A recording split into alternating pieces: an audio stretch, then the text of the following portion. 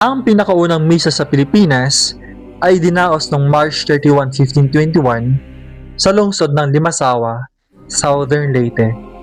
Ito ay pinangunahan ni Father Pedro de Valderrama, ang paring kasama ni Ferdinand Magellan sa kanyang ekspedisyon mula sa Espanya.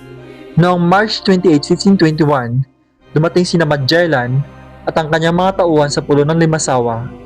Mainit silang tinanggap ng mga lokal na pinuno na sina Raha Hulambu ng Limasawa at Raha Siago ng Butuan. Bilang tanda ng pagkakaibigan, nagkaroon sila ng kasunduan. Makalipas ang ilang araw, inanyayahan ni Magellan ang mga pinuno at ang kanilang mga tauhan na dumalo sa banal na misa noong linggo ng pagkabuhay.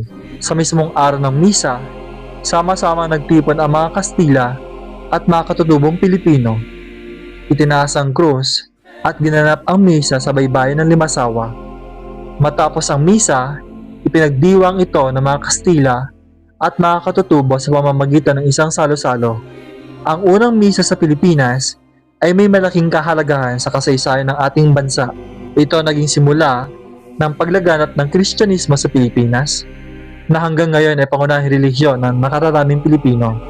Ipinakita ng misa ang unang pagsasama ng mga Kastila at katutubo sa isang seremonyang panrelihiyon. Mula rito, unti-unting pumasok ang mga Kastila sa kultura, edukasyon, at relihiyon ng mga Pilipino na nagdulot ng malalim na pagbabago sa ating lipunan.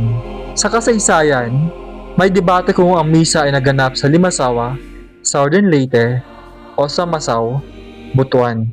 Subalit, batay sa opisyal na pahayag ng National Historical Commission of the Philippines o NHCP noong 2021, kinikilala na ito ay naganap sa Limasawa Island. Maraming salamat po sa panonood. Huwag kalilimutang i-like ang video at mag-subscribe sa ating YouTube channel. Thank you!